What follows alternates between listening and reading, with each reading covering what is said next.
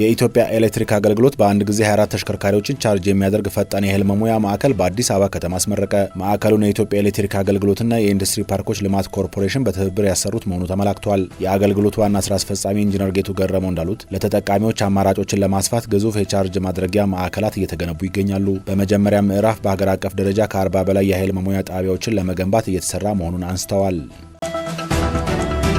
ለሀገራዊ ምክክሩ ስኬታማነት የግሉ ዘርፍ የሚጠበቅበትን ጉልህ ሚና ሊወጣ ይገባል አለ የኢትዮጵያ ንግድና ዘርፍ ማህበራት ምክር ቤት። ሀገርና የሰላም ግንባታ ሂደት የንግዱ ማህበረሰብ ያለውን ሚና በመለየት በሀገራዊ ምክክሩ በቂ ተሳትፎ እንዲኖረው መደረጉን የሀገራዊ ምክክር ኮሚሽነር ዶክተር አምባዬ ወጋቱ አንስተዋል። ከተሰበሰቡት አጀንዳዎች መካከል በሀገራዊ ምክክሩ ላይ መቅረብ ያለባቸው አጀንዳዎች ተለይተዋል ያሉት የንግድና ዘርፍ ማህበራት ምክር ቤት ምክትል ፕሬዚዳንት ዶክተር አይናለም አባይነህ በበኩላቸው ምክር ቤቱ በምክክር ሂደቱ ላይ መሳተፉ ለኢኮኖሚ ማገገምና ለረጅም ጊዜ ሀገራዊ ልማት ከፍተኛ እገዛ እንደሚያደርግ አመልክተዋል።